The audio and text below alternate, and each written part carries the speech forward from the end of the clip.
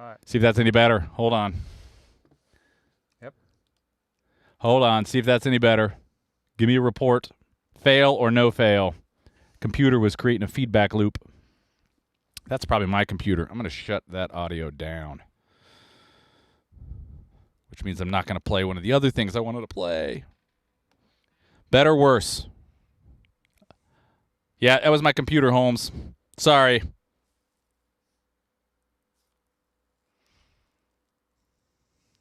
I think we finally got their attention. All right, I'm going to go through this really fast because you probably couldn't hear crap because my computer was creating a freaking feedback loop. Let me get rid of a few things here. Yay. All right, so this mic, going to build it live next week. Matt's going to join us. He's going to talk about all his DIY stuff, Roswell, everything. It's going to be great. These mic kits are fantastic, man. If you guys haven't checked them out, check them out.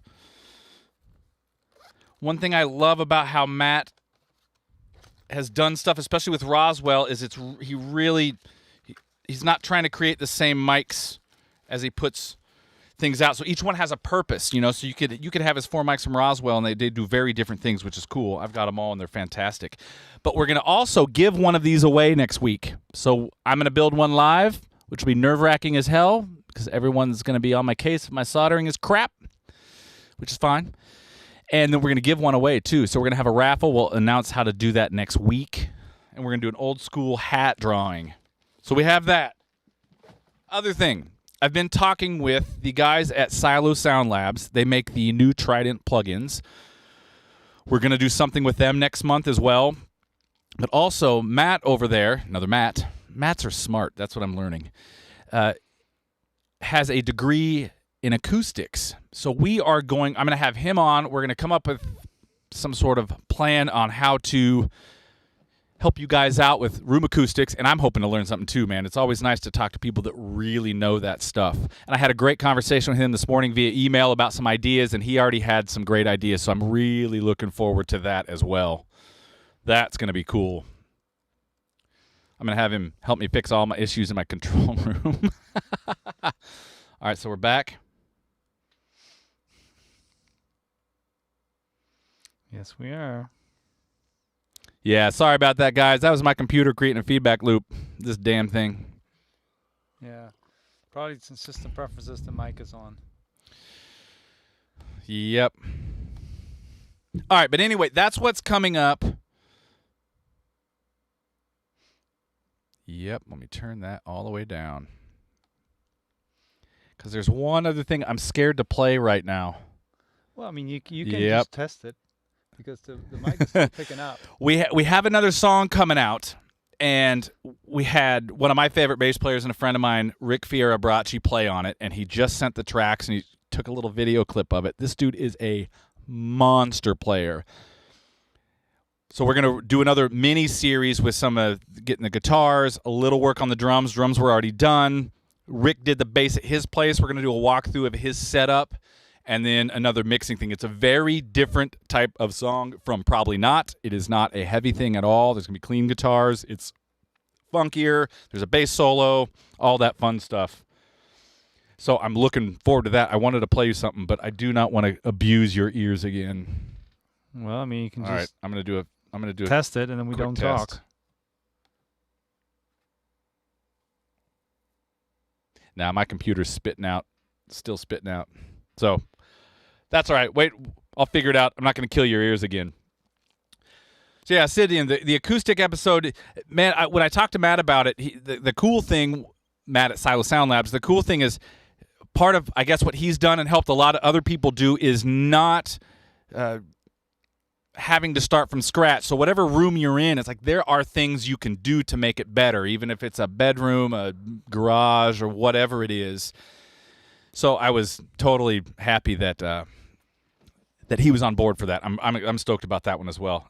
Ario, I'd love to play it, man, but I'm seeing level I should not be seeing going to the switch from my laptop right now, and I don't want to blow your ears up. I don't want everybody. You're already mad at me for what I did a few minutes ago, so I really don't want to do that again. Let me see. Okay. Where's it coming I do this. Yeah, still got it. Sorry. We'll have to wait. We'll do it later. But anyway, what's going on, everybody? If you guys haven't joined the Facebook group, got some good stuff going over there.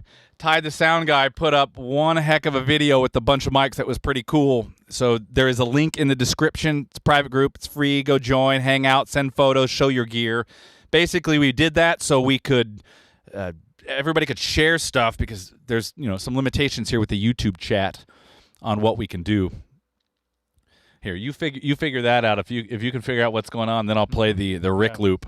Don't wait. The video with Rick is going to come out anyway. I just wanted to show a teaser today because he's so badass, man.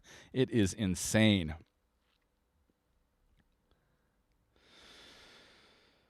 Oh.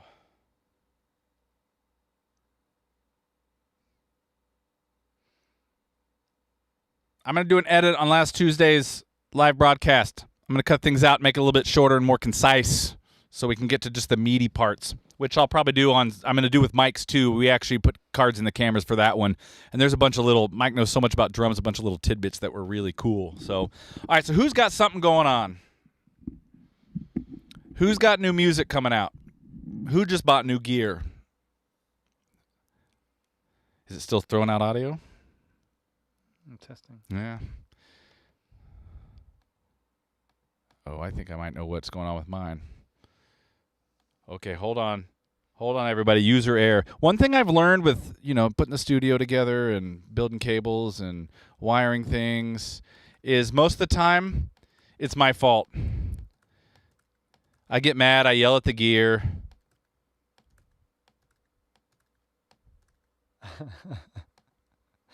Holy crap, I got a lot of tabs open. Nope, still there. Man, what could it be? Damn, I want to show this thing a Rick. Okay, hold on. I think I fixed it. Okay, wait a second. Hold on, everybody. As long as you don't have another tab. Let's see. I'm just going to run some audio out.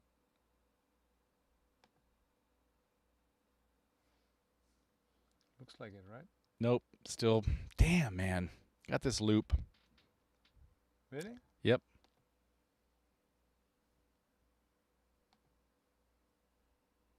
See? Got the switch over here with the levels. All right, never mind. I'm getting my hopes up on this. You've been winning a bunch of gear from IK. What'd you win from IK? Spill the beans, man. What'd you get? Anything cool?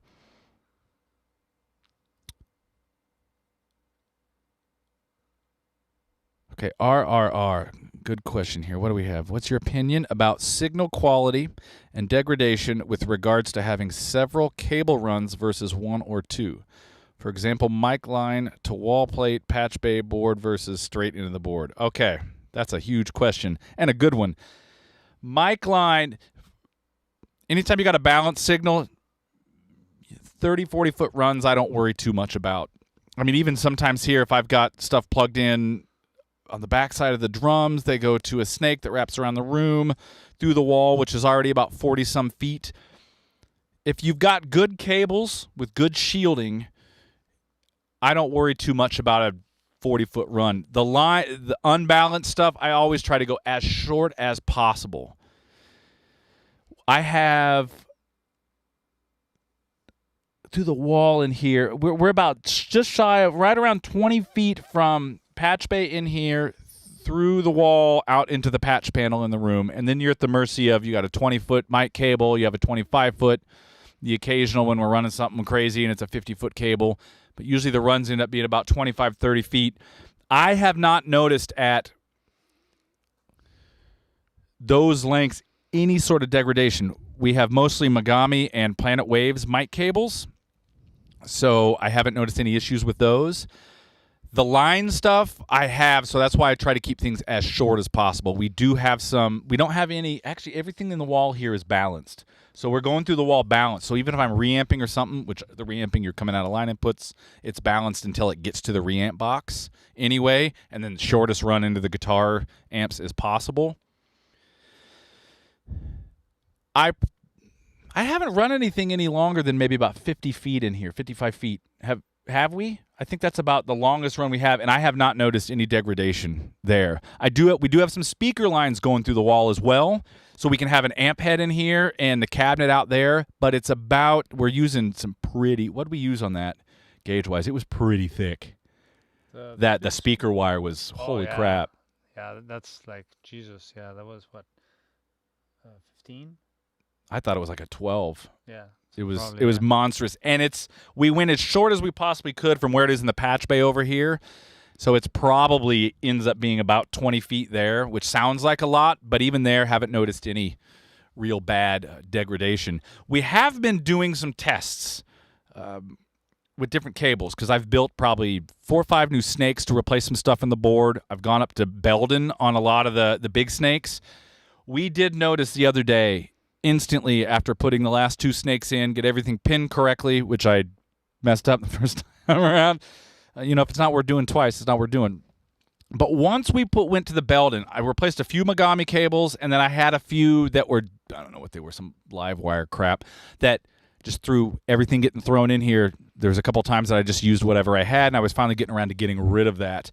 We did notice, these are short runs, 12 feet. I have one that's 16 in here that goes from these racks to my right over to the patch bay over here.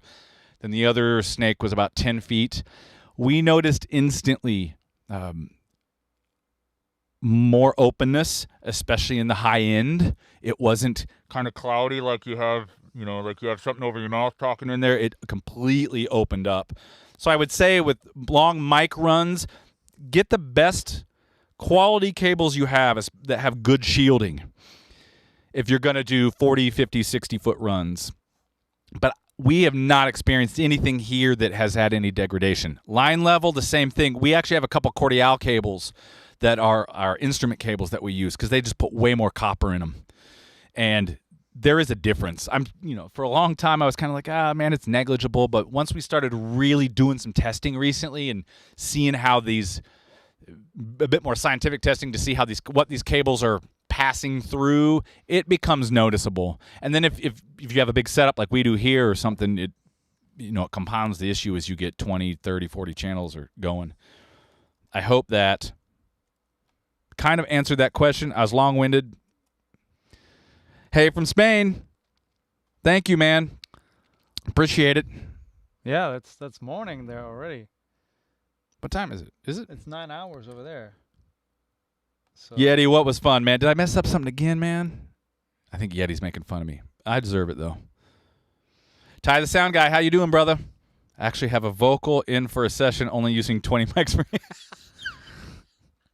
Sounds about right. Ooh, the Moto Drum and Leslie collection. I haven't used that stuff. The Leslie, that interests me. Thinking about getting a Kali monitors. What was the thing we heard about the Kalis? They're hissy, right? Well, those and some others in that price range, I think the gripe is there is a little bit of a hiss to them in the high-end drivers. And that's probably common, honestly, of a lot of monitors, or a fair amount of them anyway in those price range, because at a few $100s, you're not getting $1,000 amplifiers in there and super hi-fi. Having said that, 6-8 months ago, something like that, I was over at Barry Rudolph's checking some things out. He was showing me some new gear he had, and he had a pair of those Kalis. And we were back, and we were just listening to them. I will say that they sounded pretty damn good. I was impressed. But we only spent a few minutes with them. I pulled a couple mixes through it just to hear what they sounded like. But I've read about the hiss. I don't remember that day hearing it, so I can't. Like with anything you read online, take it with a grain of salt and go hear it for yourself. But that is something I have seen. We have both seen, because we've been looking at a lot of monitors lately. We have both seen that quite a bit. But I remember them sounding what I heard at Barry's, and they were the smaller ones. I was impressed, kind of blown away, actually, especially for the price. It's crazy. How about the coronavirus? It's not a good time to be buying gear for me. Oh, man. Sorry, that sucks. Well, hey, plugins. There's some good, sound libraries and stuff. Sure. No coronavirus getting in the ones and zeros. There's always new plugins coming out. It never ends. Obsidian said he recently picked up the Boss Dimension C. That's on my list. Have you ever used that? No. It's in my reverb list that is But ever yeah, expanding. It's there's all these buttons on it. Yeah. I think that stuff's cool.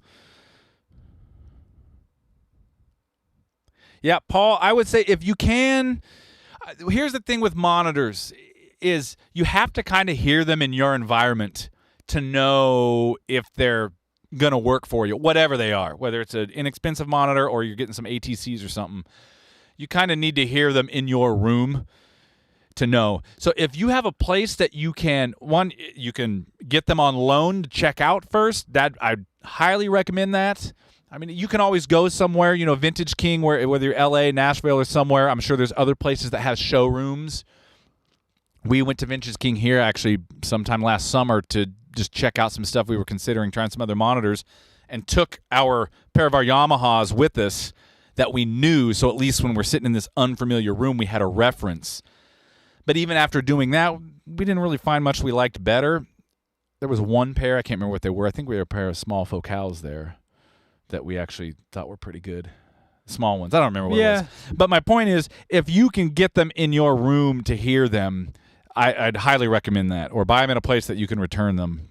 Not that I would say buy and return everything, but the small ones at Barry's I heard sounded good. Don't remember the hiss, read a lot about it. So take that for what it's worth. That's one thing I hate when you get online. You get people that never actually listened or heard it, and they're giving you their opinions on it. I don't want to be that. We don't want to be that person. I have heard the Callies, and they sounded cool. Yeah, I mean, and monitors is such a subjective topic. For some people, this sounds great. Some other person says, "Ooh, those are bright." So it's perception. It's whatever you like. But that also comes down to hearing it in the room, because totally. I mean, I may tell you what I like about the monitors here, but that's based on what I hear in the space they're in. You might get them in your room and go, "Oh man, he doesn't know what he's talking about. These are, different." What is he saying? Yep. Just finished mixing a single for a band called Emerald Rage with special guest Tim Ripper Owens. Oh, cool. Is it Rod, Rod, how you doing, man? Is that something you can share? Yes, no, maybe? Want to hear it. Adam H just came out. Oh, those have the ribbon tweeters in them? Yeah. What volume I had turned up? I had the volume on my YouTube player so I can monitor the chat here going. All right, so that, man, I'm going to call myself out. That means, hold on, questions. I'm bringing Rick Fiorabracci up right now. Hold on, let me get there. Number 2. Yeah, one sec. Now, before we go there, this is from this upcoming tune. We're finishing guitars over the weekend. We've got some video left to shoot, but I would say sometime starting the end of next week, early week after that, we're going to have another mini-series of the recording or re-recording of this song. It is a very different vibe, but Rick just sent me this. He did the bass tracks over the weekend, and it's pretty are you freaking... full screen? Because I lost you. Did you turn that audio back on? This one? Nope. Oops. Yeah, turn... No, 2. You got to turn it on. Okay. Nope. There you go. Okay, hold on. Let me check this first. Yeah, there we go. Okay. Okay. All right, yeah, cut to 2. Yeah, okay, yeah. We only have two hands and 2 fingers. Yeah, we used to have 4 people doing this job. All right, here we go. You're going to see a black screen, and then I'm going to hit play. Wait. Enter. Are we there?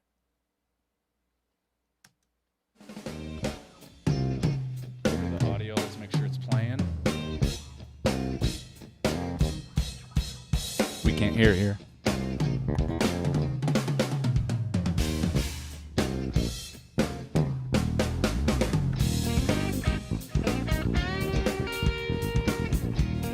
There we go.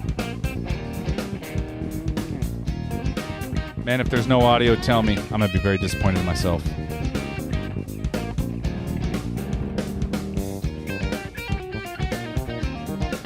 Okay, we got audio. Man.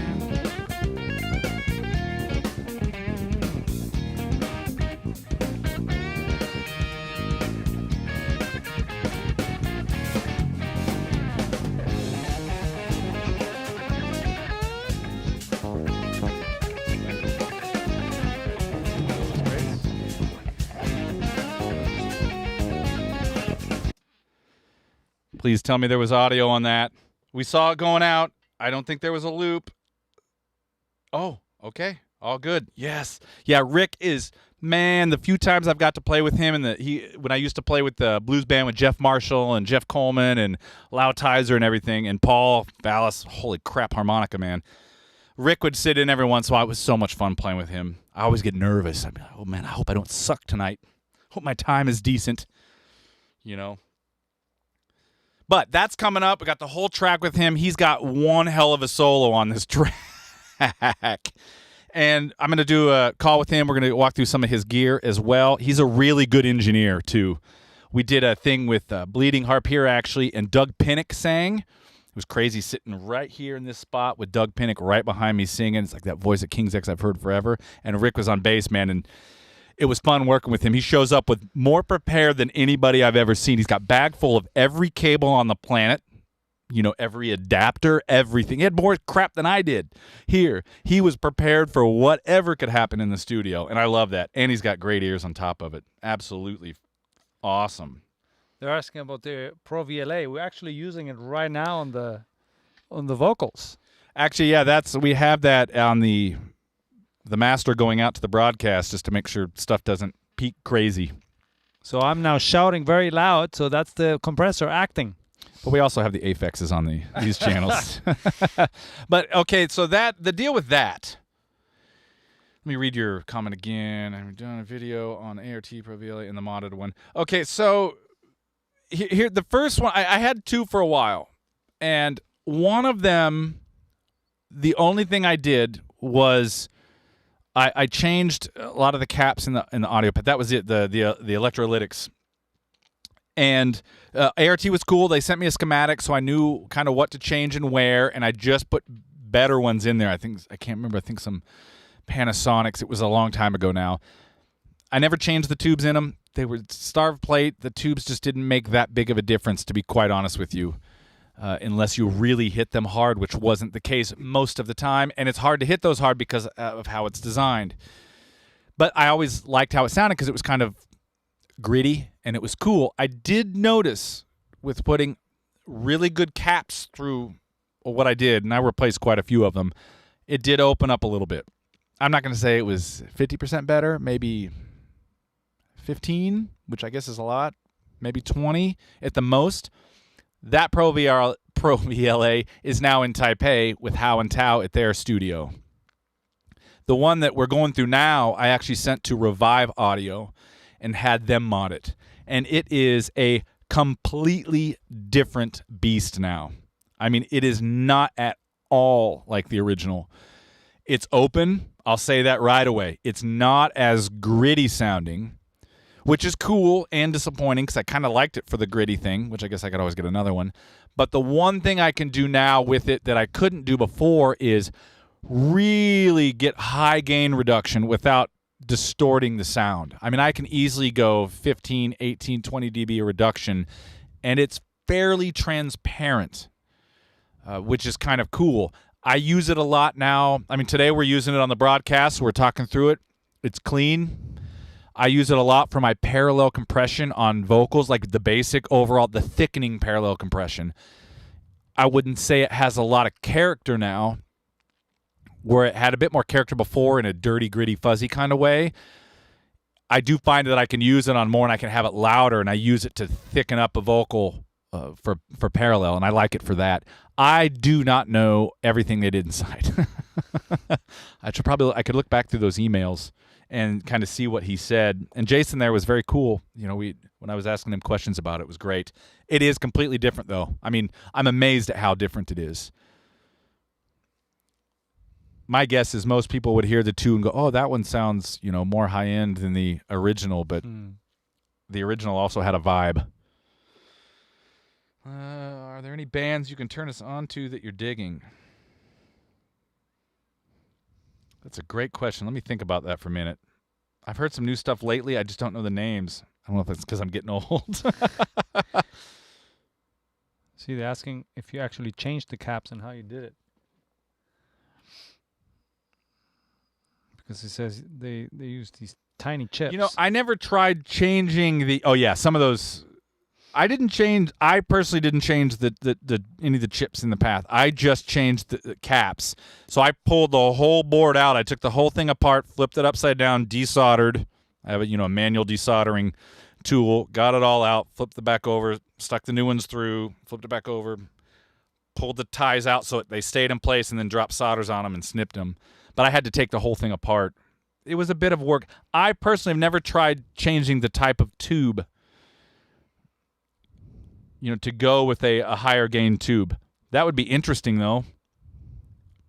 You run the risk of noise, but it's one of those things that you don't really know until you put it in there and see what happens. I don't think you risk really blowing anything up that way. Yeah, that's a good one. Everybody does a snare tuning video. Could you do one with rack and floor tom?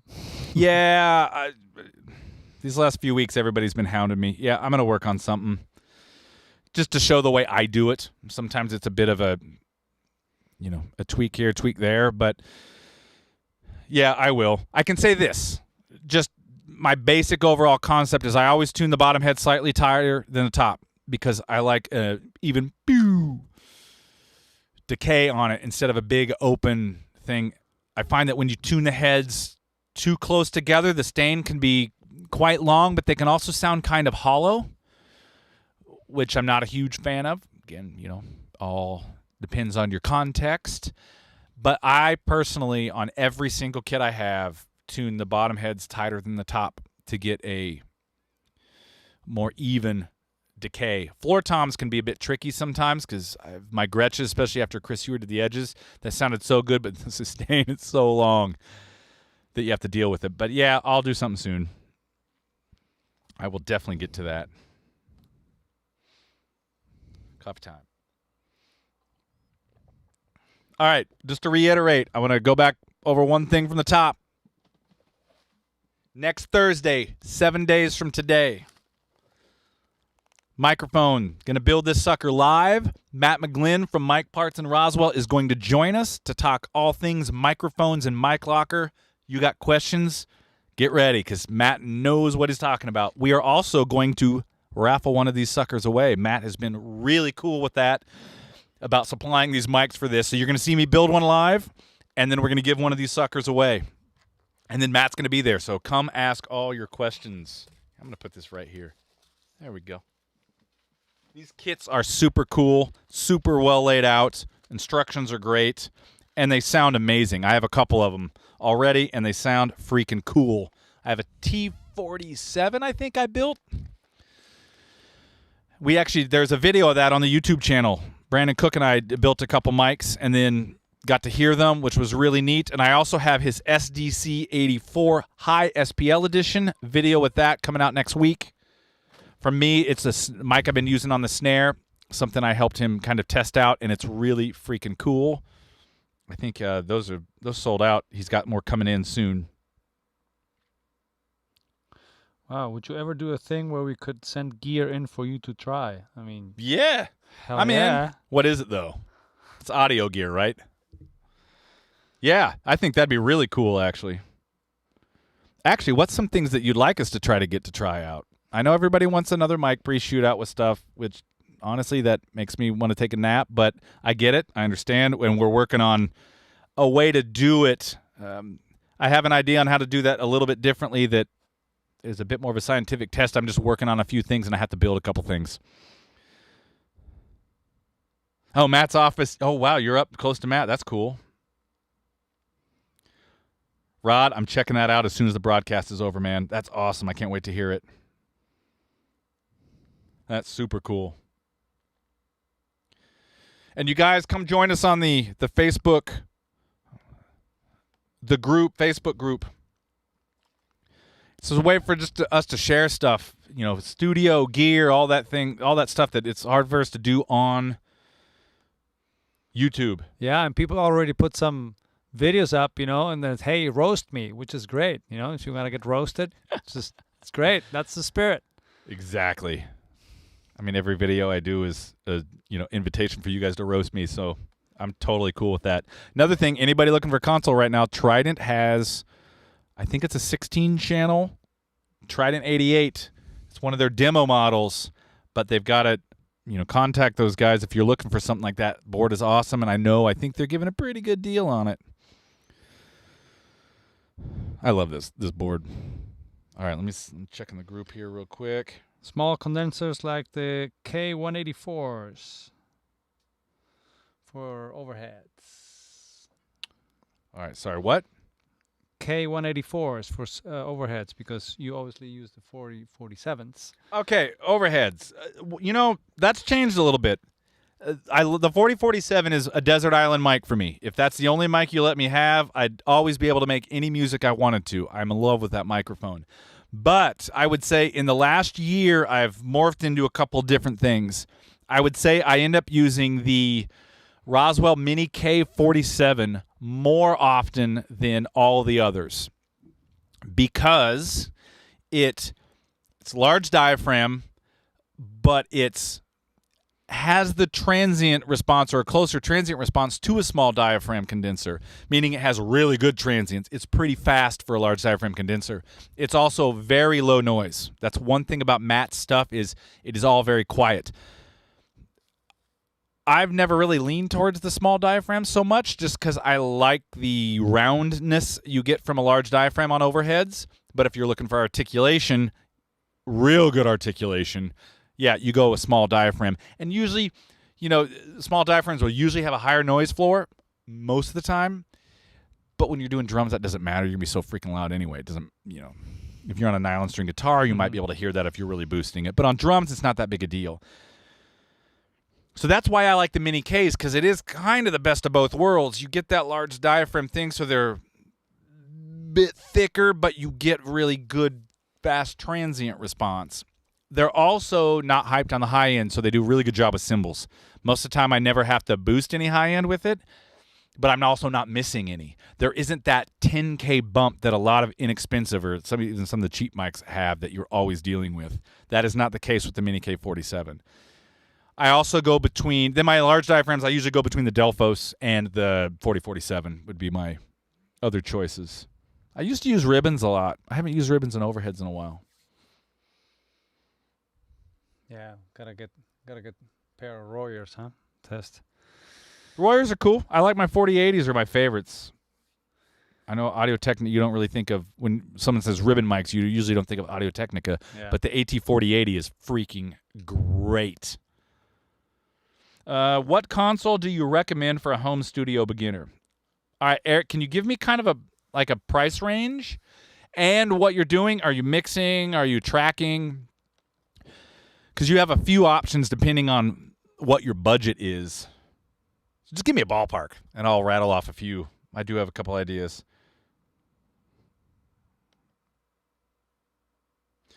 Arnold, you heard the 57 copy, which is the pile with the transformers from a real 57 is known as a 4. I haven't heard that it's known as a poor man's 421. That's interesting. See if you can look up that pile. They're really cheap mics. And the one looks like a 57 actually. That would be a fun experiment. What are they called? Pyle, Pyle. They're super cheap. Actually, speaking of experiments, Scott Francisco, if you guys remember from the Full on Drums days, he called me last week and has some drum ideas. We're going to do a little experimenting next week, and if it goes right, I think we'll be doing some video with that.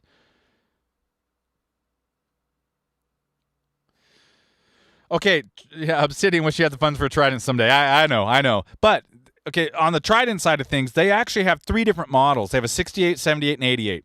88, obviously, fully modular. You can pull everything out. The 78 is in banks of 4, has only 6 aux channels, and has the 80B EQ, where this has the 80C. The difference being the low and the high on the 80C are sweepable, whereas on the 80B they were fixed frequency on the low and the high. I think 60 and 120 on the low, and I think 8 and 12K on the high. And then they have a Trident 68, which is it's what replaced the Toft, and it's way cheaper than these are. It's also a much smaller footprint, but you get the good Trident pre's. You get the EQ on it is a little different than this, but it sounds. I got to hear it. It sounds really good and it's really clean. It's not fully modular. I think it's 6 aux channels, and then the master section's a little bit different. But that is a really nice sounding. It's a great summing mixer with awesome EQ on top of it. The Topped I had before this thing, and I know there's a lot of mixed feelings with people about the Topped.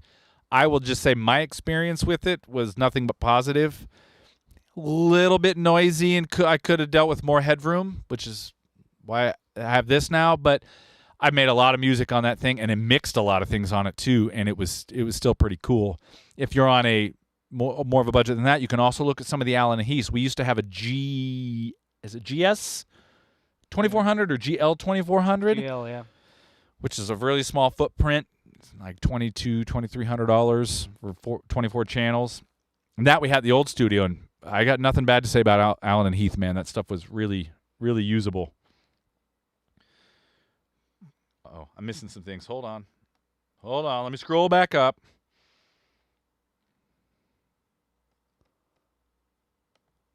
Arnold, yeah, the Rode M5. See, that's the thing is we all have our mics that we kind of go to more often than not, even if we have a bunch of others. And just because a mic is expensive does not mean it's going to sound the best. A lot of the times the expenses, build quality is better, but sounding good or best or bad or whatever is very subjective.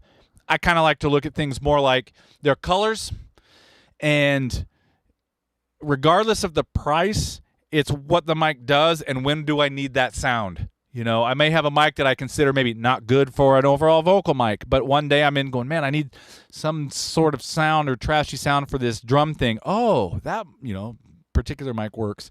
I have some MXL cubes that are that way. I love them for their kind of gnarly, trashy sound, but I wouldn't use them for everything. But what they do better than my really expensive mics. So yeah, I mean, it's use what you have, and who cares what it costs.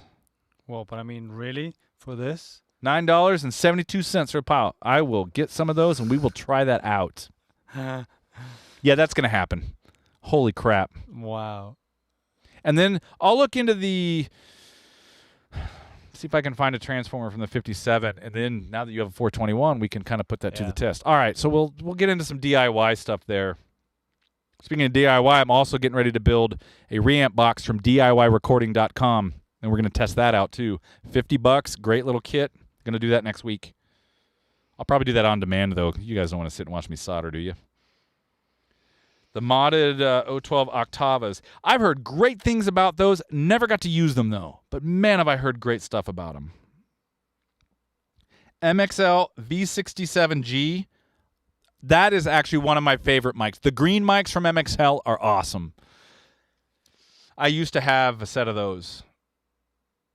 I think I loaned them to an old assistant or somebody. I haven't got them back, but that's all right. Those mics are really good. They're also nice on acoustic guitars. That's a good microphone. Tonelux TX5Cs. What do you use them on? If you have, do we have those? Yep, got a pair of those over here. Love them. Designed by Paul Wolf.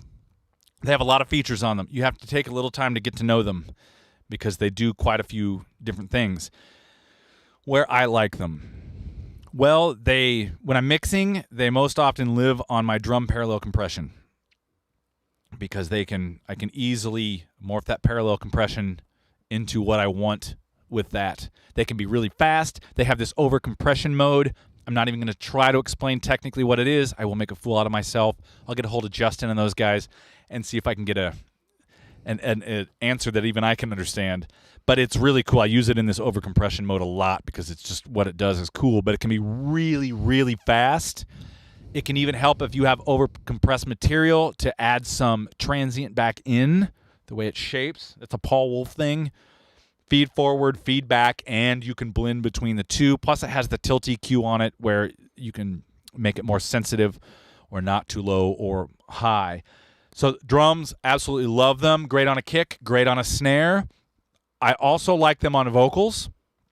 They work really well on vocals, actually, because they can be, there is a bit of a mid-range push to them a little bit, which is cool, which is why I like them on drums.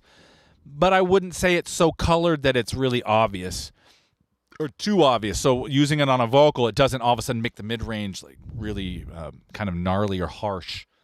It can be quite smooth, actually. I have them most of the time. It's my TX5C and the EQ5P in tandem on my drum parallel compression. And they're really inexpensive. I think they're $4.99 or something like that. They're not. It's not crazy expensive for them. You cannot go wrong with those compressors. Hope that answered your question. Have you used a mic between rack tom and floor tom? Yes, in Omni. Yes, I have. Actually, it's really cool. More often than not, I put one down there in. I end up using it in a bigger setup, so I keep it in cardioid and I get it positioned so it's more of a kick snare thing, or I pull it back to blend a little further. Like if this is the front of the kick, I'd pull it back a little further to get some of the toms in there. But in Omni, I've used those little red 12, the 12 gauge microphones.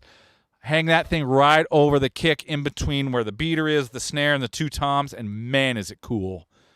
4047 in Omni also works really well there.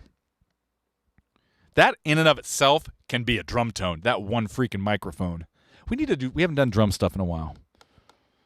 We got a bunch of guitar things coming up. Because honestly, I got a little bored with drums, sorry. But we need to get to some of these experiments again, that being one of them. And these pile mics, yeah, okay, we got a lot of work to do.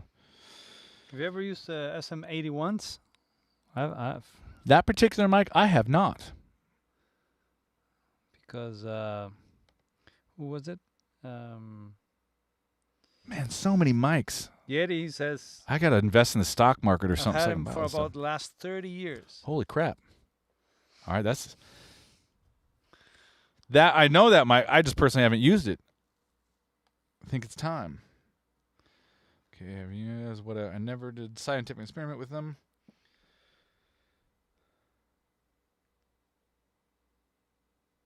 Yeah, I know several people like those Rode M5s. The SE7s on overheads. See, some other mics I haven't used. This is cool. I got to try some new things out, man.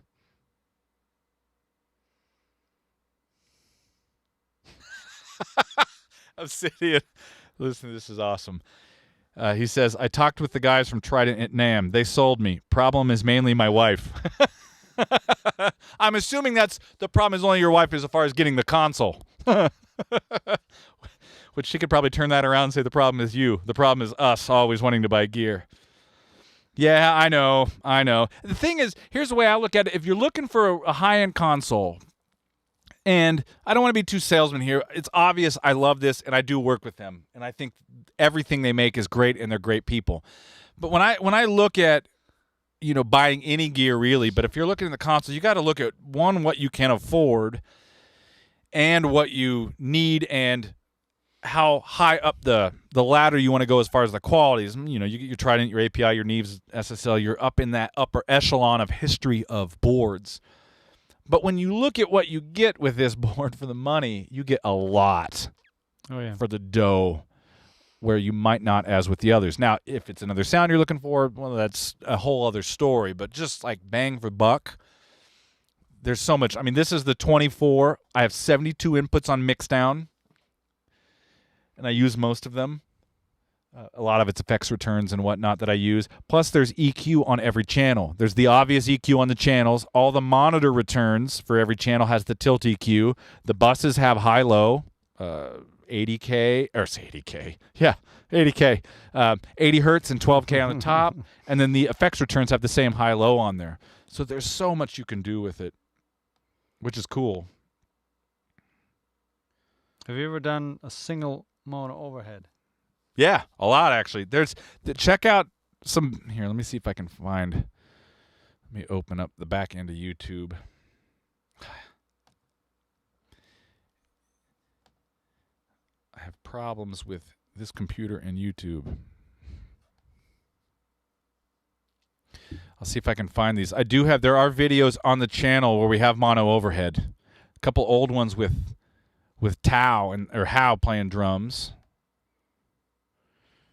Let me see. Get me to the back end. How do we prefer to record acoustic guitar? Mic on 12th fret, 2 mics. Right. Sometimes one mic is enough. You know, it's you gotta experiment. Yeah, I totally agree with the experiment part, because then you get to know what your different combinations do, so you can make a judgment call depending on what the context of the music is asking for. I will say I have gone a lot to a single microphone on acoustic. It used to be two all the time. Sometimes, you know, if I'm sitting here holding the acoustic, you have one back here closer to the hole, one kind of up here somewhere, 12th fret, 14th fret, depending on where it works out with the instrument. And that always worked pretty well.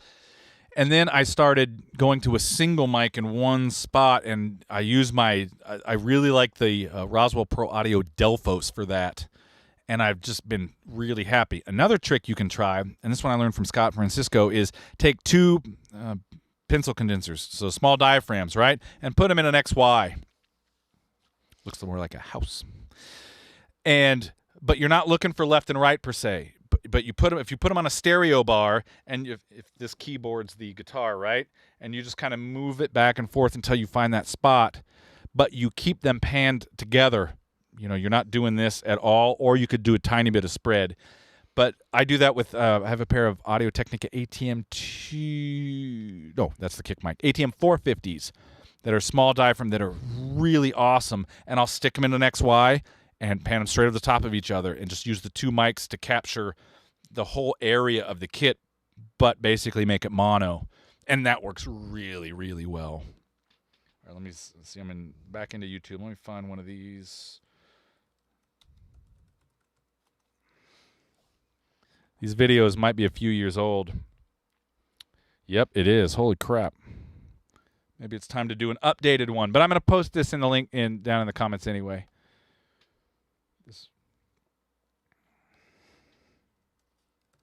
Here you go.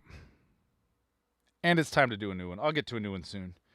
TX5Cs. What am I missing? Have you 614s have not used before. Actually, there's a fair amount of Sennheiser mics in that. The 906s, or the 900 600s that I want to try. 542s besides the mix bus? Where else? The Ruperts. Drums. They're my mixing. They're my drum bus. And I slam the crap out of them. If it's not in the red, it ain't good. I mean, I hit them hard, really hard. I don't always use the silk, especially the red silk, because with cymbals, you gotta be careful. It may sound good in that moment. You're like, oh, this is so buttery good. And then it gets to the end of the mix, you send it to mastering. The mastering guy goes, what the heck? So you gotta be careful with that. A little bit goes a long way, but it is cool. But I'm mixing, my drum bus slammed hard as hell, man. Mixing, they are cool. I would like a pair for the master bus, though, too. That would be pretty neat, because I do like I like using them for kind of like level control, because the way they round off the transients is a great way to control things without sounding like it's compressed, but they add a little girth. Tracking, vocals, love them. If I get stuff to mix from someone that didn't do it, a lot of the times I will go print all the vocals and stuff through them first and then use that. Kick drum and snare drum. I will commonly bus all my kick mics together, put it over on one channel on the bus on the board, and insert the 542 and whatever compressor I want that day on it, and I will hit it fairly hard. The kick drum, I almost always use the red silk, and at 100%. What it does to open up a kick drum is just freaking magical. You know, it's really cool. The snare might be the same thing. If I'm running two top mics, I would bus them together, get my blend, go over a bus on the board, insert 542. Also hit them. I'm usually hitting them fairly hard. I'm not shy about it because I like what they do. Don't use the red silk then. Sometimes I'll use blue if it's a thinner snare, because it does add some weight on the bottom without having to EQ it in. Sometimes I don't use it at all. Trying to think what else. I've printed a lot of acoustic guitars through them as well. Like if I get something to mix and I didn't track it, if I'm tracking it, they'll almost always be with the acoustic. And sometimes I'll reach for that before compression. Or maybe it's just a little compression to shave off the super peaks, and then I hit it through those things. They're really cool. I mean, the funny thing is it can seem subtle at first until you get it in context and really realize what they're doing. It's wow, it's cool. Here's a cool suggestion. Would you ever give out multi-tracks and we could mix them for prizes or something, or a premium tutorial? But you guys into that? Because I'll work on something for sure. I've got some ideas, you know, I want to make sure it's something you're into. If you are, I'll work on it. Absolutely. On a tight budget, my first experience is... Oh, the Soundcraft. How did I forget about that board? Man, yes, the Soundcrafts are really cool. Those Spirits, man, I kind of consider some of those similar to the Allen and Heath. Maybe not that the boards themselves are similar, but the fact that they're budget boards that work really well. Really well. I can't believe I forgot about that. Monitoring was a huge difference. Yeah, you know, Albert, I was the same thing when we got the Allen and Heath originally. At first, I only used it for tracking because we wanted something where we got a lot of channels with a decent EQ while tracking instead of all the outboard stuff that we had that didn't have the EQs and things we wanted. And then at the old studio, my neighbor was this guy named Michael Patterson, who is an amazing engineer. If you go look him up, his list of credits is huge, and he was my neighbor there and would every once in a while just pop in out of nowhere and just give me some tip. And he would let me bring things over and ask him questions too. So it was really like as close as I got to having, you know, some sort of a mentorship there like that. And one day he popped in and the board was there and he goes, "Hey, you ever sum through that?" And I go, "What?" Like, "What do you mean?" He goes, "Do you ever sum your mixes from in the box?" I go, "What?" So he told me how to set it up, and I remember the first time we did it, we just sent stereo groups of a mix, you know, maybe a pair of drums, probably even a bass mono, pair of guitars, and vocals or whatever. It wasn't a big mix, and I could not believe instantly how just getting 8 tracks out on that thing panned out made a big difference. And that was on a Allen and Heath. So, yeah, I agree with you, man. Makes a huge difference. Soundcraft's cool. The 57 Transformers cost about $25. Okay. All right, I'll look into that, Arnold. We'll definitely those for $9.75 in those piles. We got to try them. I'm curious. What if you get them? They sound awesome. It's like all these years we've been spending all this money on microphones. Here's another question. I have a small kit. I want to record with a Zoom Q2N and a Radio Shack PZM. If I put the PZM on the floor in front of the kit and the Zoom behind the player position, will there be phase issues? You'll have to probably move it around a little bit.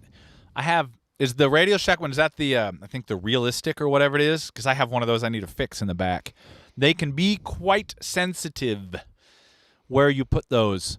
So you may have to move that around a little bit. Man, they can be cool, and it can be hi-fi, but it's going to have some vibe.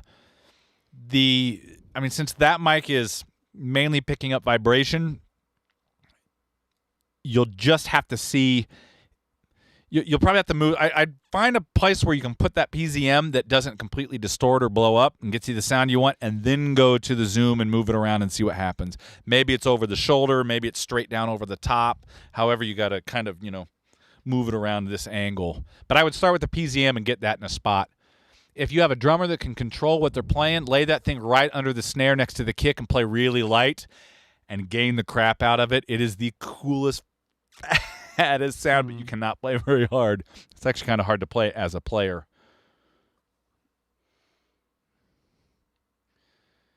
What's next? Oh, Arnold says he has some.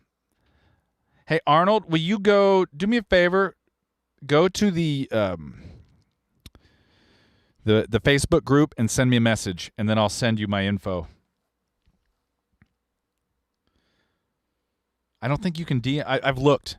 Can someone educate me? I spend a lot of time on YouTube, but I have no idea how to send messages directly to people there. I don't think you can. And if you can, educate me. If not, hit the Facebook group or on Facebook, send me a message, and we'll make that happen. That'd be cool. That is worthy of a broadcast.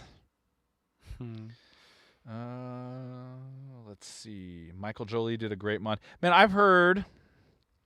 Again, have not got to use, but I have spent time reading about Michael Jolie's stuff, and I just hear great things about the mods.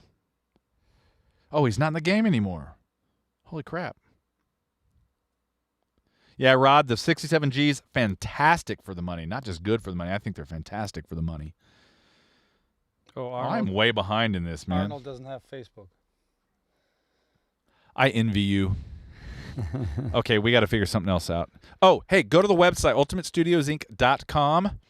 Here, I'm just going to drop a link in here and drop me a message, and then we'll email. You have email, I'm assuming? Here, let me pull this up.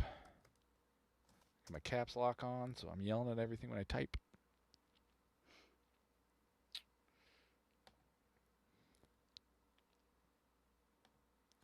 Man, I wish I didn't have Facebook. Back over here. Arnold, here's a link. Go there. That's the contact form on the studio website, and we'll converse via email that way. SM81 on the bottom snare. Cool. Yeah, it's probably a nice mic for the bottom snare, actually. I don't like bright mics on the bottom snare. I use a 57 a lot on the bottom snare. See, now they're educating us. You can't send a message on YouTube. Tell me how, man. Tell me how, please. No, you can't. Oh, you can't? No, you See, that's can't. what I thought. Yep. Damn. Facebook, Twitter, or Instagram. Well, that's why we created the Facebook group, so we can all share stuff that way. And I hate to make people run all over the place, but, you got to do what you got to do, right? Yep. Then they're asking about the two diffusers in the back, the wooden ones. Oh, the big guys on the wall, yeah. That wall is actually splayed forward, so it kind of did what I wanted, but as far as breaking up reflection from the opposite wall. But I really like what wood does when you can balance it with the drywall a little bit. It's a little bit smoother top end. They're about 8 feet tall, 4 feet wide. They're ribbed in the back, and all lining that is 1 inch of rigid fiberglass. So reflection coming back off the wall into the diffuser is actually getting absorbed, at least high end is, so it's not too splatty. But they broke up the room back there, and because it's not just all drywall, the high end was a little bit smoother. And I think they look cool.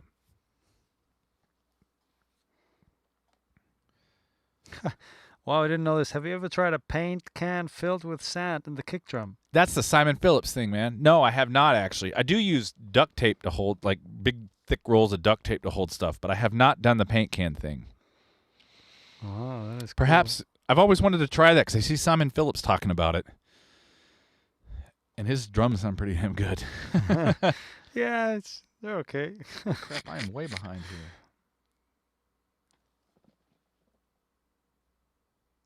Okay, did I miss another acoustics question? But I'm gonna double down. Oh, at Wally. Wally, where'd you go? I missed something. Oh, here. Let's see.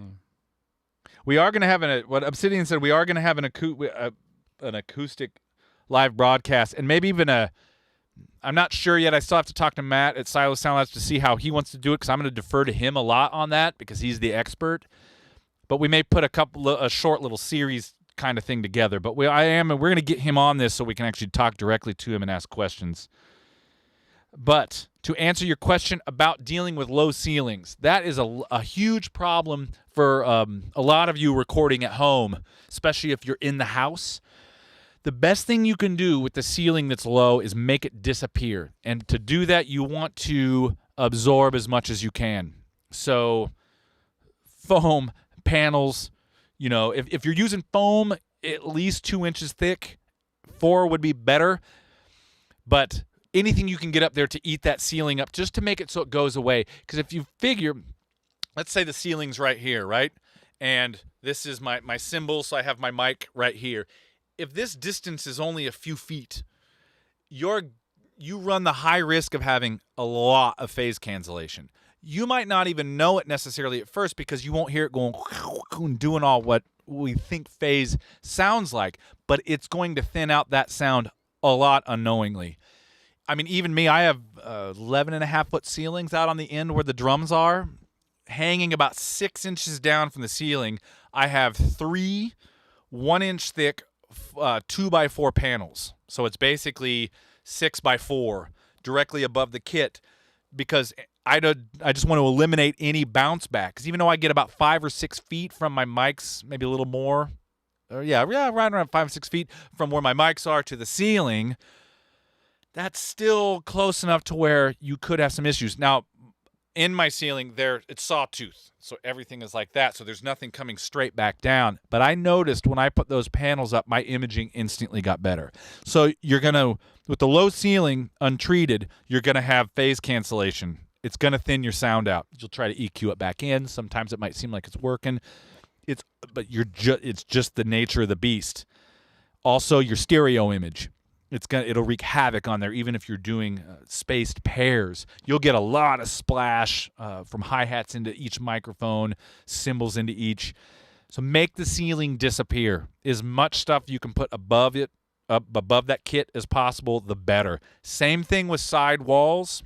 If you're in a small room, small rooms get tricky with drums for a couple reasons. One, you got all those reflections that are not, the walls are not far enough away to not interfere with the direct sound into the microphones. You also, in a small room, have less volume.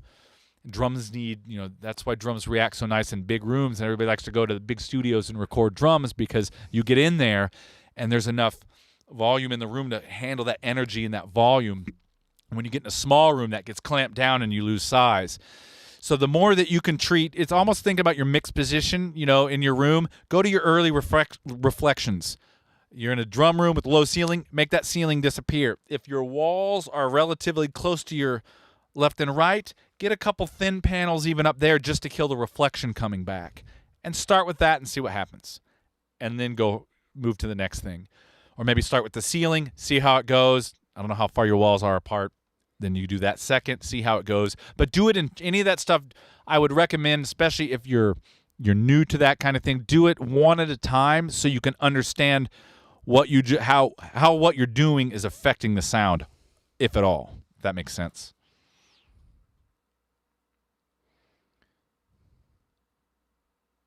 Mics are like our ears when we sit at the drum sit. If you put a mic right next to the drummer, I think Impulse, I think that's why a lot of people like the Recorder Man setup, because it's kind of like that. Although as a drummer, it's not a fun one to play under. But that's how I look at my overheads a lot of the time. I mean, if I'm doing extreme metal, it'll probably be different. But for most rock, indie, even jazz, whatever, my overheads, I get them as low as I possibly can, even though they're maybe not right where my ears are. Their relationship to the kit is still somewhat similar. And I think I agree with you, man. You never have your ear right next to it. Have you ever recorded drums on a riser or foam isolated riser? Yes. Good, bad, ugly? Wasn't in this room, so it's hard to tell. When I taught studio drums at MI, we had one of the Auralex foam risers, and it actually made a difference in that room. That's something that would be interesting. I think I'll build a riser here one of these days, and we'll do a test. I know Bruce Swedien swore by him. That would be a fun test, actually, to see if it's better. All right, that's going on the list, too. I like building stuff. Would you ever do a thing? Oh, man, I am way behind. Come on, Charlie. I got to stop talking and catch up. R&R says, I have a small combined room, 14 by 14. When tracking drums, it's so loud, it's difficult to hear the outboard gear and headphones. Would you record dry and let them run through outboard gear?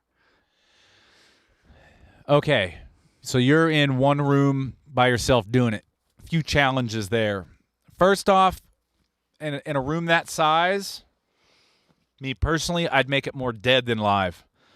It's easier to control. It's easier to add some life back in, liveliness, roominess back in, than it is to take it out. So I would first, if it was me, my opinion, I would err on that side. Now comes the part where it's trial and error.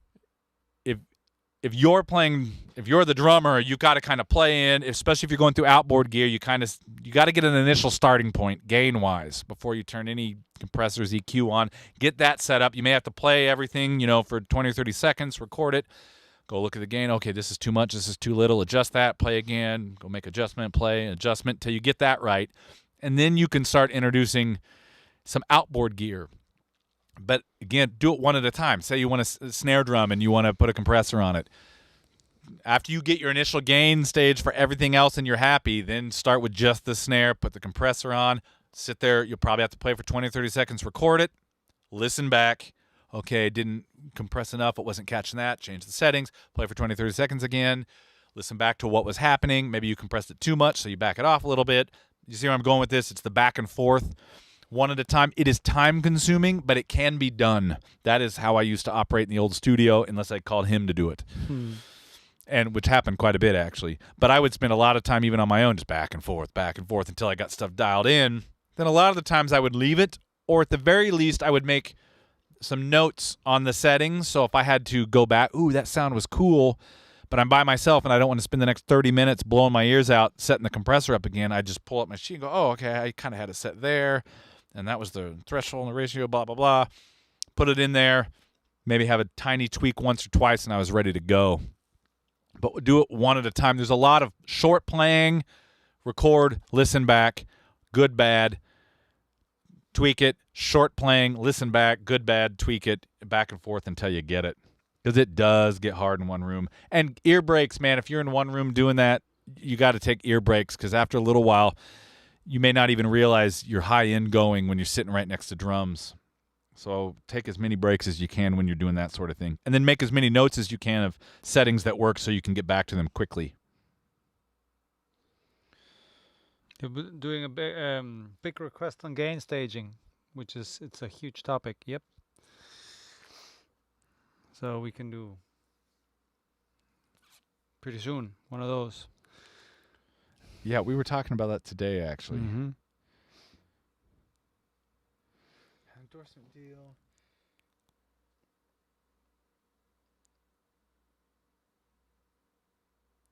Yeah, gain staging is a big topic, you know. I mean, it's a big part of how you get that big sound. Well, it's part of it. So yeah, so we'll do something about that very soon. Yeah, we want to put something together that has some examples so we can all kind of see it. You know, it's one of those things you can talk about it till you're blue in the face, but unless you see how it reacts, you know, from different things, it's kind of hard to grasp. And even, I mean, I still wrestle with it sometimes too. Rod, what are you talking? Close friend, awesome drummer, has an endorsement deal with these people, and he helped do testing on these. What are these? Cloud for low Obsidian, cloud for low ceiling, absolutely. Hell yeah.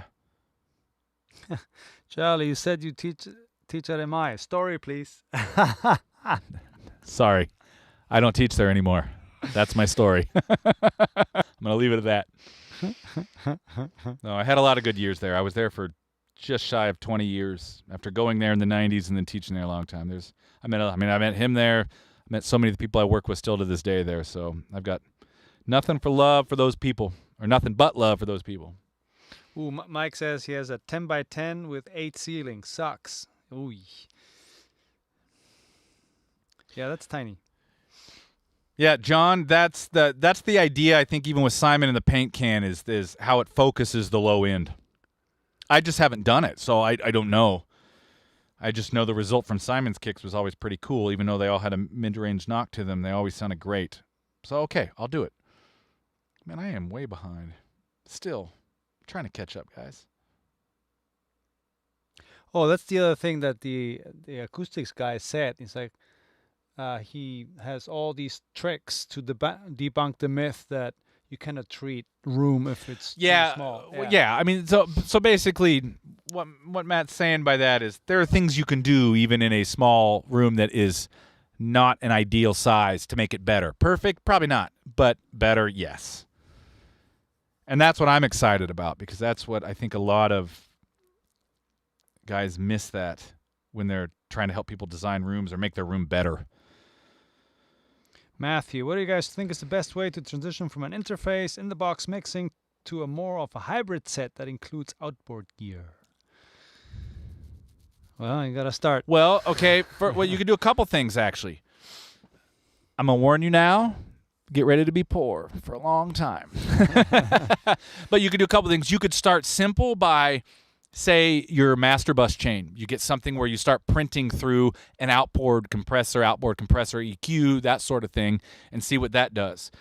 You could go summing mixer, something that is just simply a summing mixer with no bells and whistles, where you're just taking stereo groups or even mono groups out of the box to the mixer and then coming back in 2-track. That'd be a great start. You could make sure you have an interface that has enough channels to go in and out, and hook up some gear like you do, and Barry Rudolph as well, and a few other guys I know, where the gear is, the outboard gear is hooked directly to the interface. So say channel 7 and 8 is always, such and such compressor. Channel 5 and 6 is always such and such EQ.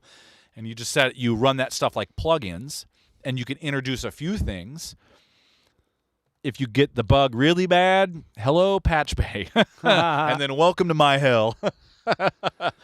But I would say if you want to just start doing it, start with what would have the greatest effect on what you're doing. So if you're all in the box right now, maybe the greatest effect would be either a summing mixer. So you get your stems on your auxes and you push them all out to summing mixer and back in. Or maybe just your stereo bus, where you just get a really good stereo bus compressor that you like. I have the C1 we love. He uses the Rupert Neve mastering bus compressor. I have the Heritage Audio Successor is great for that as well. Heck, the Tonelux TX5Cs I used to use that way too. So you can find your flavor, whatever you want, and try that out, because then everything you have is going through that group right there. I'd probably start with that, because it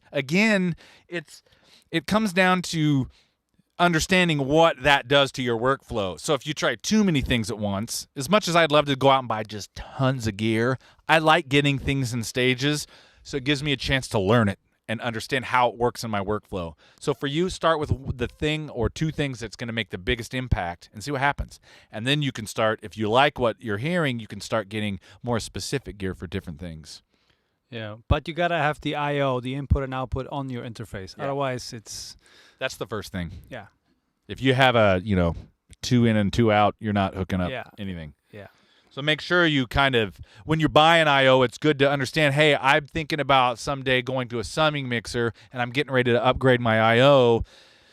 And if you're going to a summing mixer or something, you're probably going to want 16 channels at least, so you have 8 stereo pairs at your beck and call. Understand that you need to buy an I/O that you'll be able to grow into, because you don't want to buy an 8-channel I/O right now, and in 2 months you're trying to hook up the summing mixer, and all of a sudden you're like, crap, I got to go buy yet another I/O or upgrade again. So try to think a little down the road. It'll save you a lot of headache. Sorry, there's another question I saw I wanted to answer. Bass traps will help. Yeah, man, I got to talk to. I will get on it with Matt from Silo Sound Labs about this, because that's going to be some great stuff. Okay, clarification on that question. I'm really interested in getting different preamps for different flavors for tracking purposes. Oh, man. Yeah. Yeah. Ugh. Well, that's a big one. That, I think, if you have experience with the different pre's, it's a lot easier, because you kind of know what they do and the sounds you like. If you're just getting into it, or you're just learning kind of what they are, start with more of the same and then branch out. When I went to the board, I got rid of a lot of my outboard gear because I wasn't using it. I kept some of the overstayer stuff because it was so different. I have the Tonelux pre's over here because it's got a whole different thing, but I found that this sound I can tweak out so well, so it made it easy. But let's say, I wanted something a bit more, rounder in a different way. Maybe I have a sidecar to some Neve type stuff, or maybe if you like the kind of punchy thing, you have a sidecar to some API type stuff. That's hard, because that depends. That's on you, what you want to hear, what your preferences are, that sort of thing. I know what my preferences are, which is mainly behind me with a few things on the side to help out, and then I shape there from compressors and outboard EQ. That's where I like to get my different colors and things. But yeah, that's a big one. And I know we'll have to do a mic preamp shootout at some time. I saw a couple things here I missed. RR, thank you. I really appreciate the support. I've been thinking about t-shirts and doing some things. I'm working on a couple fun designs that I will share soon. We'll probably get a Teespring thing going. Signature sticks would be interesting. I don't have a stick deal anymore. I have a bunch of my old ones, though, before Trueland shut down. But, maybe some picks, maybe some other things that are useful. I'm working on that. I appreciate you asking, and thank you for taking the time to be with us. It's really, really cool. We do appreciate it.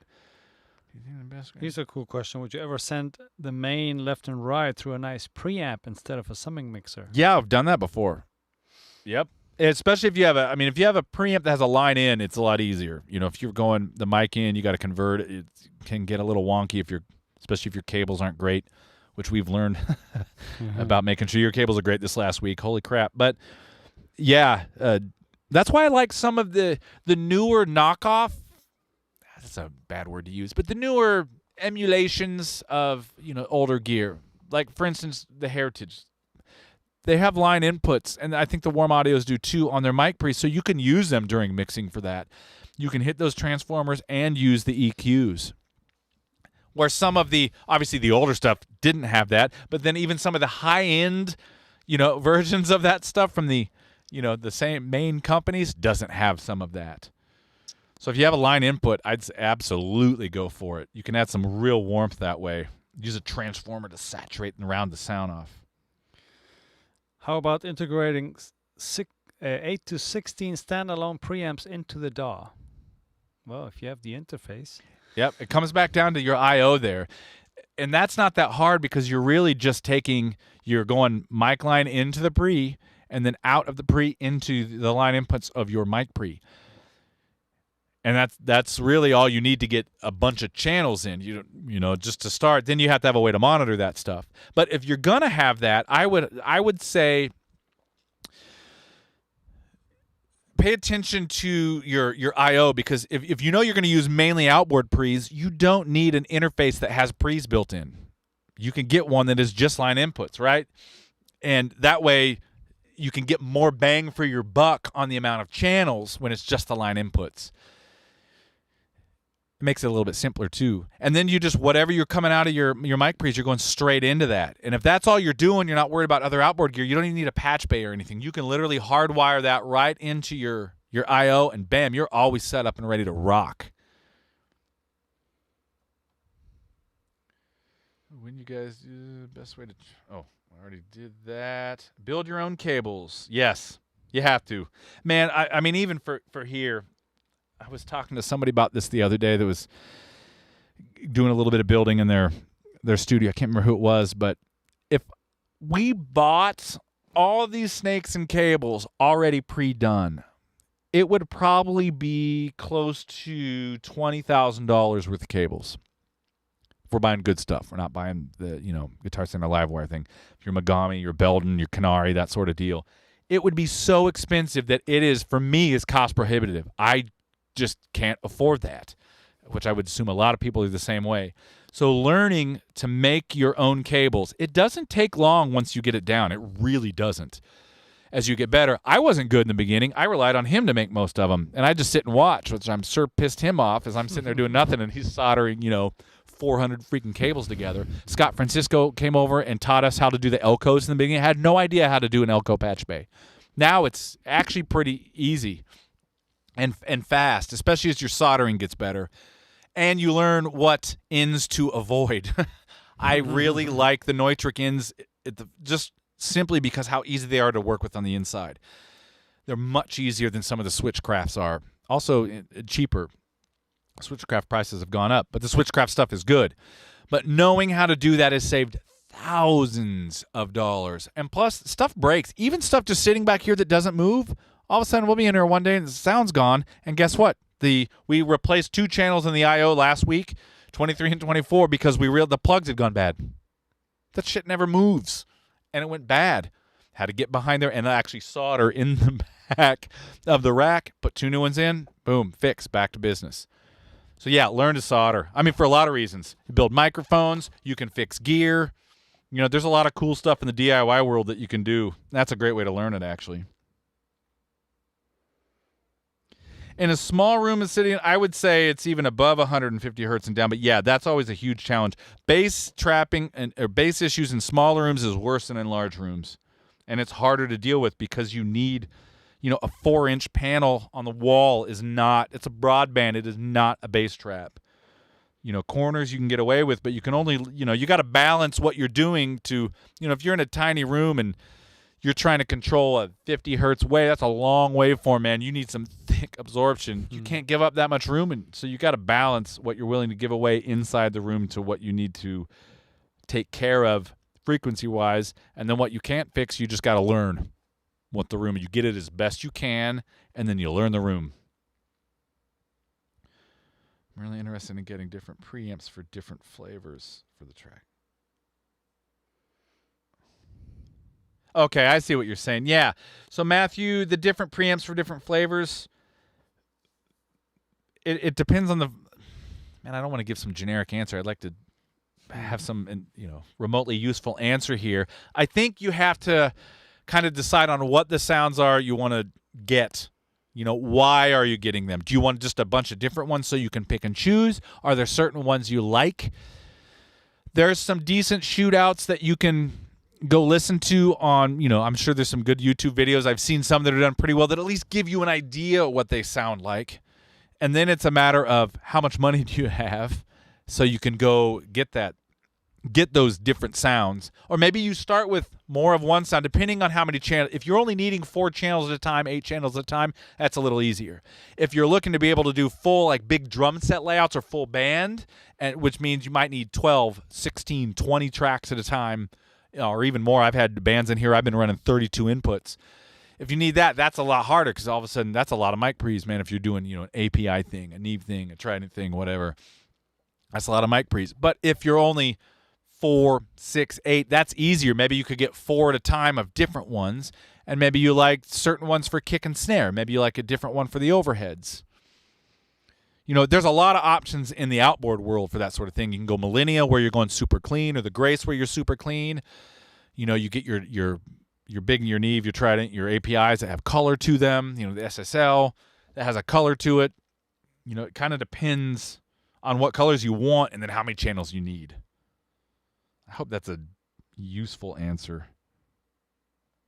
Also, would you ever send them in? Oh, yeah. Okay, we already did that. Man, I'm behind. Catching up. I talk a lot.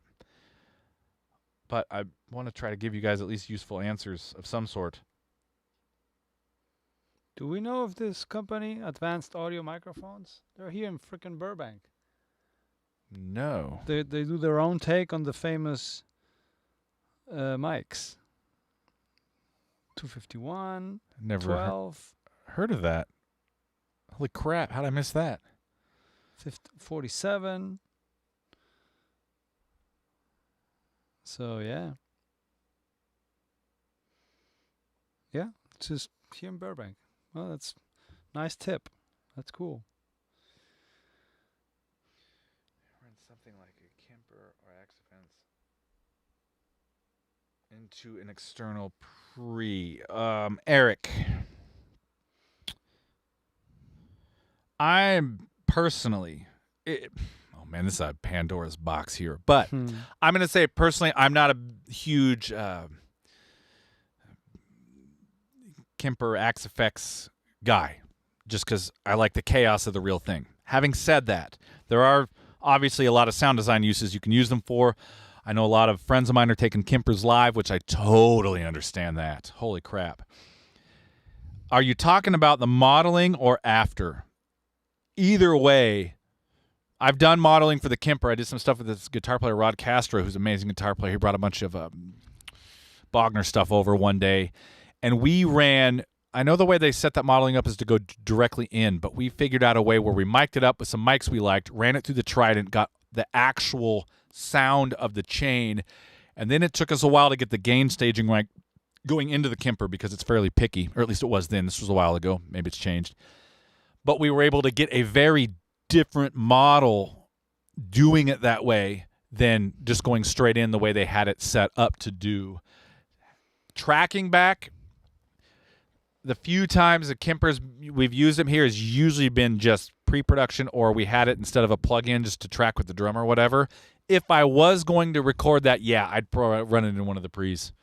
I put it in my chain, the color, do the whole thing to add, some of the warmth, the chaos of the actual analog through that circuit a little bit, and then see what you get. And again, that's a big. I'm not I'm only saying that I'm not a huge fan of them most of the time because I like the chaos of amps and what happens there. But some of the clean tones you get from them are great. Like I said, the Kemper thing live and even the XFX live, I get it. Instead of taking your great tube heads out and getting them beat up and having to fix them all the time, that makes total sense, man.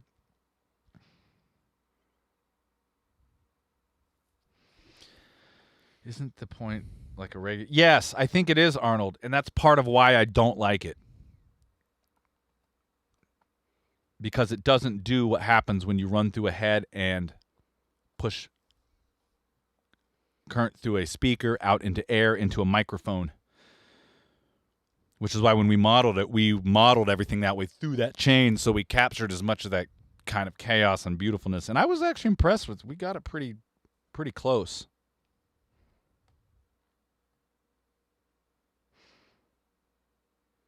Yeah, Kemper is totally convenient. I mean, it's that you can't beat that part of it.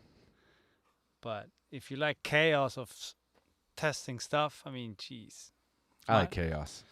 Mic and amp is just more fun. You know, you spend 2 hours experimenting. Maybe you find something, maybe you don't, but it's fun. Yeah, Arnold, what Eric's he answered your question there about you can go direct into your interface with it. Yeah, that's absolutely correct. It's just not my favorite. I've never been happy with it that way, to be honest. For me, that's just me. Even with some well-modeled sounds, especially once you start stacking them. But they have a sound. It is a sound. So, what strings gauge? Tens, and just normal action. I cannot put it too low because it'll start buzzing. So buzzing no bueno. So it's normal. I don't like it too high because I just don't like it. It makes playing harder. So you don't want to have everything against you. So yeah. Arnold, absolutely. Get a mic from Mic Parts and build it. You'll learn to solder in an evening. That's absolutely correct. Okay, man, a lot about this advanced audio. Totally have to go check this out. The BAE 1073 MP, that's a great mic pre. Ooh, yeah, wait, what's the blend mod? What? Say what? Happened the demos. Okay. Oh man, we watch a lot of Pete Thorne's videos. Okay, I gotta look that. You see that one? What is the 1073 MP with the Steve Stevenson blend mod? I must at least check that out. Oh, Ben A. Monheim. Man, I ran into him at NAMM, man. What a wonderful dude. I got to get him up here for one of these broadcasts because he makes some great microphones too. And they're well thought out. I mean, really well thought out. And his mic pre is awesome. He brought one over. This probably would have been a couple years ago now. It was early in his really starting to push that stuff. And we had a fun night recording some acoustic. He thought I was nuts because the first thing I did, I pushed that mic pre into the red on everything. And I was like, I want to see what this thing can do. And he's looking at me like, what the hell? But we got some really cool sounds. I'm glad you brought Monheim up. I'm going to get a hold of him. We're going to have him on sometimes too. Or I'll go down and check his studio out as well. That would be fantastic.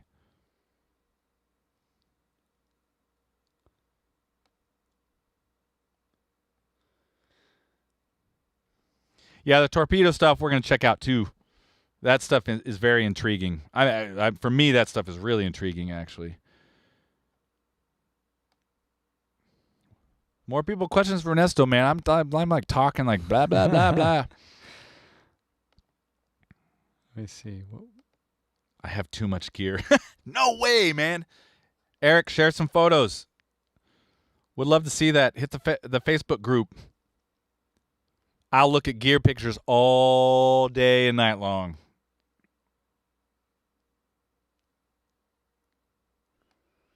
Let's see. The Helix Kemper stuff I love for the live stuff. It's pretty funny when guitar players bring it right back. That's when they want. Yeah, guitar players can be funny with their mixes on stage, man. Ooh, cool question. What's the difference between your old Toft and the current Trident? Huge. It's a big difference. I'm not going to talk any crap on the Toft because I did a lot of great stuff on there, and it allowed me to start figuring out my analog kind of workflow with things. So that was fantastic. But they're not the same, not in the same ballpark at all. The headroom is drastically different. The noise floor is drastically different. The EQ, the quality of the EQ, it's a whole different ballgame there. I mean, it night and day. The first time when we pulled the Toft and put this in, the next day I had to do a mix. And I decided I'm going to shove everything as hard as I can into this board and just find where it breaks down, and I couldn't. The harder I pushed this board, the better it was. I really had to watch it on the Toft, how hard I pushed it, because it would get kind of crunchy sounding and lose some definition the harder I hit it. But like I said, I'm not knocking it, because they are different things. It's different price range. It's very different. But I made so much cool music on that Toft that if that's what your budget is, go for it. You know, you just got to learn the boundaries of the gear, where its sweet spot is, where it breaks down, how far you can push it, that sort of thing. And then maybe you like the way things break down and get crunchy. You know, who knows? South Wales. Woohoo! Oh, that was the question. See, I'm just reading these. I'm so far behind. I'm trying to read these things too, but yeah, that's it. Charlie, who are the Chiefs going to draft? Oh, man. I got to be honest with you. I have no idea. I've been so out of the football loop recently, which you would think would be a different story, you know, as soon as we just won the Super Bowl. I hope we get a little help on the offensive line. I know it's not a sexy draft there, but we're going to need some there. Going to need a cornerback. That's a sexy draft pick there. I hope we can get some help. This is great. Says Arnold, when I have kids, I'm going to get them into gear so they can't afford drugs and alcohol. And then you can use all the gear. That is especially awesome. to get them to buy it. That is awesome. That is great. Oh, here, I'll pull a link to the Facebook group. Oh, wait, there's one look in the description. There is a link to the Facebook group in El Description. That is the description in Spanish, for those of you who don't know. My version of Spanish. Ooh, Mojave. Yeah, Rob, man. Dusty and those guys over there are good friends of mine. Fantastic people and wonderful mics. You know what? I got to get Dusty on this show, too. He's great. Those guys are awesome, and those mics are great too. So much gear, man. I started investing in the stock market now. Once some of these guys I know might not want to go out and be in another room with some people right now, but the local guys, we'll get through some of this quarantine stuff here, and I'll try to get them over because I like being in the room. But if this goes on for a while, we'll get some more on air or Skype. I was trying to think of the word Skype. Or even Zoom stuff going. Yeah, Arnoff uses a ton of the Mojave stuff. They are great. They're built well. I mean, that's the thing with some of this, too, is a lot of the price goes into the build of these things and how long it will last you, because they are investments, you know. Mm-hmm. What time is it? Holy crap, 7:46. Man, time flies. I'm thinking back right now to how I messed up the loop in the beginning because I left the volume on my YouTube player on this computer on feeding out the whole time. Yeah, let's do a couple more. Someone called out an epic fail, and I totally freaking agree. That was an epic freaking fail on my part. Hey, but that's gotta be honest. That's why we do this, and that's why we have you guys. You guys are the quality, the QC guys. So, and we're figuring out a 4-person workflow. There's so much crap to do to try to. Today we're going one mic. We're gonna do one camera, and I even failed on that. But we got 2 computers hooked up over there too. I miss your little live shows. Okay, you know, Arnold, I'm working on something with that because I think this whole coronavirus thing is really going to reshape our industry. It already has. I mean, it's shut it down by and large, especially the live portion of it. So I'm working on some new ideas. That's one reason why we upgraded our rig to the 1080, and we're kind of learning this new rig still, the two of us, because we wanted to bring some music back. So there are some things in the pipeline getting ready to happen because I love this recording, talking all this, and obviously you guys too, and there's a lot. This hang is great, but at the end of the day, we're all doing this to make music. We don't get to use all this fun gear and plugins, and whether it's a Kemper or a real amp, whatever, we don't get to use any of that stuff if there's no music involved. So we are going to bring more music back in, and I want to balance that out. I may even start a new channel that's specifically for that in the future, but I'm working on it. And I'm talking to some really great musicians too to try to bring them in, and I may even start really soon with some small duos and whatnot until they lift the lockdown. I don't want anybody to think we're over here throwing parties, because that's not the case. My party is going to Chipotle and coming back and eating by myself. Well, yeah. Pathetic maybe, but Chipotle is good. Well, Arnold works on live sound, so yeah, he got hit. Yeah. Oh, dude, I'm sorry, man. Yeah.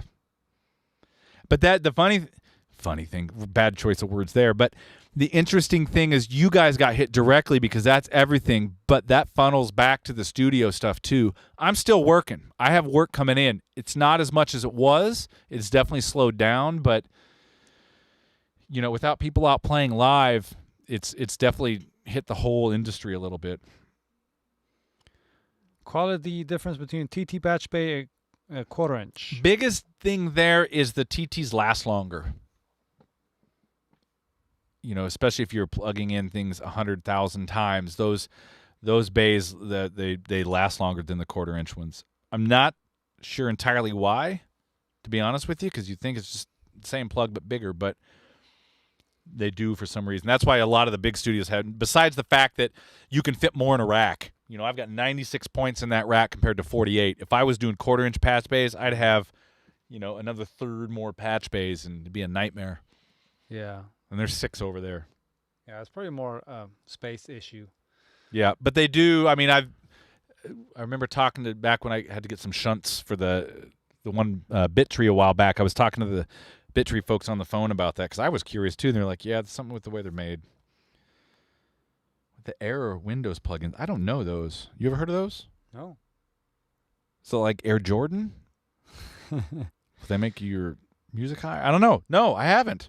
I'll have to check them out.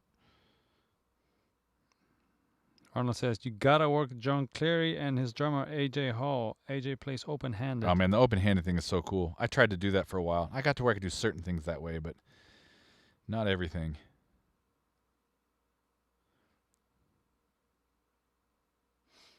Okay, hold on. I'm gonna pull this Air Windows thing up right now.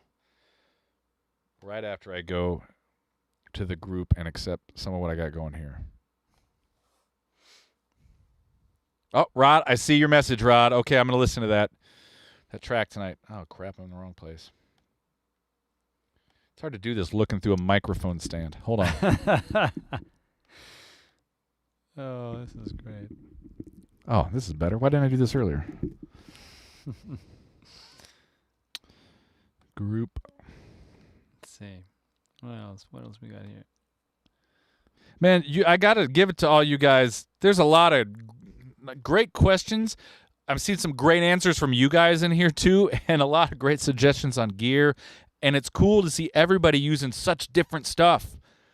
I love that. That's the beauty of this, man, is we can all approach things the same way, but our gear and some of the stuff is so different that we'll all be unique. And I think that's, man, being unique is more important than being freaking perfect. All right, let me accept these. Approve all. Boom, done. Okay. Hold on. Air plug. I go.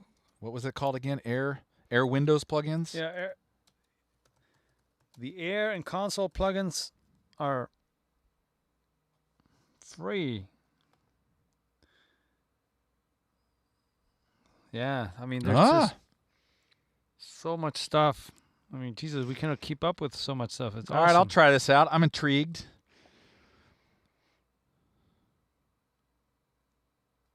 Wow. Somebody says, have we tried monoprice cables?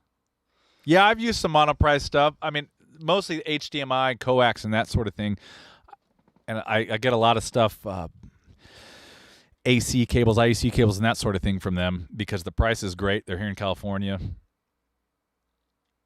And I like to support a company like that and buy more there than, say, a place like Amazon, if I can. But I don't think I've used any TRS or anything else from them. Then we got Sign Says he gathered an API 512 and a Neve 1073 and looking for a decent condenser and dynamic. Oh, well, I mean, how much are you willing to spend? You got to. I mean, that's a. Where is that one at? How am I missing this stuff? That's like 4 up from. Oh, I see it. Okay. Well, I mean, the condensers that I use that I love, it depending on your price range. If you're on the budget side, but you can do $300-400 a mic. The Mini K47 from Roswell is great. I've been using the Mini K87 a lot, trying to get to know it, and it is very different. It looks like the Mini K47, and that's where the similarities stop. It's a whole different thing, and they're both in that 350-400 range. I like, on the large diaphragm side, the Roswell Delphos audio. You've seen any of my stuff. The 4047 again is fantastic. Dynamic, hard to go wrong with the good old Heils right here. We're talking into now. Old Unidyne 3s. Exactly. Oh my God, what a fantastic mic. We used that the other day on the guitar broadcast. And I forgot how much I love those. Now I'm going to have to go buy one. Yeah, in case you don't know, Unidyne 3 is basically the 57 before it became a 57. So yeah, it's the predecessor to the modern 57. When it was actually made in the USA, you can still see it written, made by Shore Brothers in the USA. It's awesome.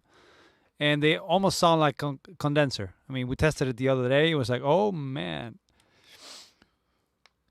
Yeah, it's a great mic. They're going to run you, I mean, they're kind of high right now in price. They're like $250. Somewhere between, like, what'd you get yours for? $199. Oh, you got a deal. Because a lot of them are going like $225 to $300 now, depending on the shape they're in. So it's more expensive than an actual 57. Also sounds better. Even if they're beat up, as long as they work on the inside, man. Yeah, so if you find those on Reverb or whatever, get your hands on one of those before you can't get them anymore, or they become ridiculously expensive. Yeah, the Lauten Audio stuff I haven't got to try. Have looked at it a lot and want to try it. I like the samples and stuff I've heard.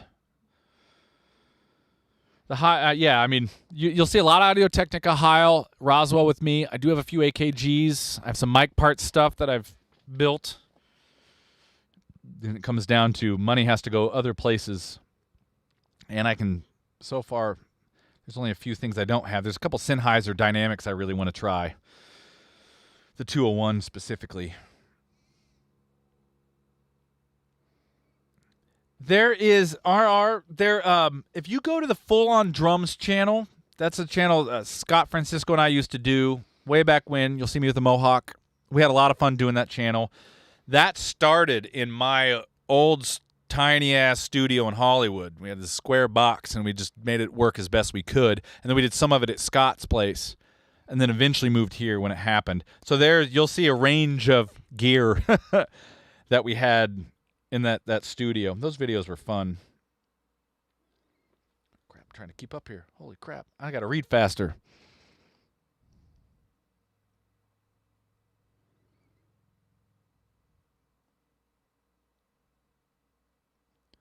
Wow. Give me criticism. I love it. We're all so self-defeating. Oh, buy broken Unidynes and fix them up. Yeah. Regal Beagle routing, used for routing, powering headphone mixes. We actually have the Behringer Power Play. And it's a little noisy when you get a bunch of channels like hiss, cheap power amp in there probably. But it's actually, overall, especially for the money, it's worked pretty well. It's made it easy to get, you got to get 4 or 5 musicians out there. I can set things. Now that I've figured out how to set things up, I have some templates in Logic. If I'm doing a big band that I can just import, and it automatically, in the patch bay, I have my channels 25 through 40 half normaled directly to that system, so I don't have to patch into the headphone system while tracking, but I can still use all those channels mixing if I need them. I can just route them other places, so it's all in the patch bay. But then I have, in Logic, I have a couple templates for different size drum sets. I have like a 5-piece, a 4-piece, and because a couple of metal drummers I was with for a while always brought in big ones, I had some specific for them. And then with the, bass, 2 guitar, or bass, guitar, piano, or keys, whatever, I have those set up so I can just import those sessions, and it's automatically pushing out right to those headphone mixers. I am looking, sometime next year probably I'm going to upgrade. I'm looking at a couple of the different systems that I got to test out at NAMM. Not this year, but the year before, and I was really impressed with a few of the others. And also knowing that, it's, for what I need, it's only going to be around $5,000, which is a lot of money, but for a really great system, it's not. But right now, it's the Behringer system, and it has done the job. Holy crap. All right, read faster.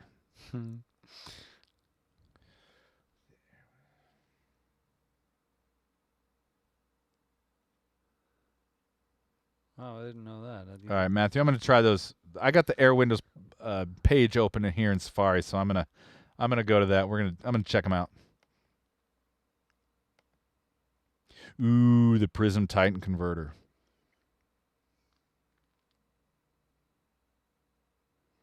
Yeah, the Prism stuff. Oof, Yeah, that's high up there, man. I'm jealous.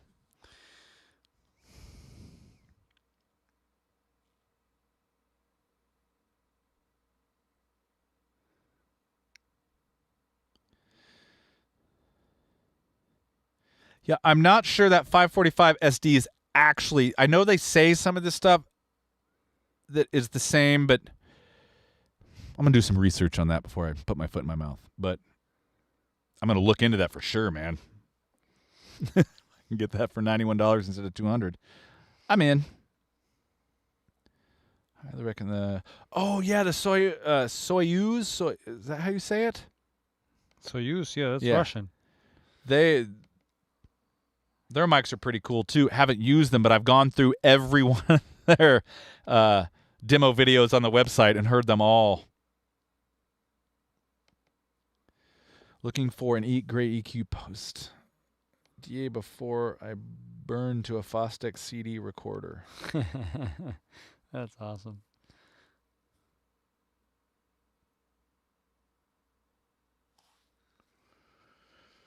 I mean, what kind of? I mean, the EQ thing is so,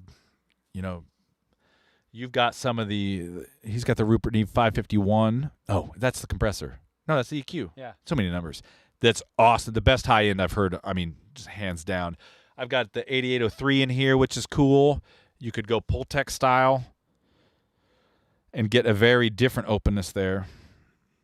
The Mohawk is massive. Yeah, man, I used to have to open the moonroof in the car because if I was in the car, I couldn't fit it, so I'd be like this. So I'd have to open the moonroof, and it would still stick out about that much on the top of the car. It was great. One day, many moons ago, when I still worked at MI, on a Saturday, we did an open house where we were the band that performed for everybody. And then I had to get in a car and drive to Vegas that same day for a gig. Well, I put the Mohawk up at 8 o'clock in the morning before we played. Left MI, rode with Greg. It was with Greg. It was the White Zombie tribute thing. And I rode 4 hours to Vegas with the Mohawk up, having to lay down sideways in the back of Dan, the guitar player's SUV, because I couldn't sit up straight. I couldn't sit up straight because the ceiling or the chairs behind me. It was the longest 4 hours of my life. The only longest drive besides that I had was the opening day of Phantom Menace. I was part of the group that was sleeping out on the boulevard here in Hollywood. We had a group of like 6 or 8 of us, and we just rotated, right, for about 6 weeks. So we were in that first maybe 110 people. And the day of, it was sunny and hot. So we were all out. It was crazy. It was pandemonium in Hollywood. I was out in a pair of shorts and shoes, no shirt, nothing. No sunscreen either. Well, the next day I had to leave. This was when I used to play in a band with Albie, the Zookeepers. We had to drive to Northern California to start a 3-week tour. Well, we did Phantom Menace. That launched at midnight. Got back, got up the next morning. Didn't feel so good. Looked down. I was red like this KC.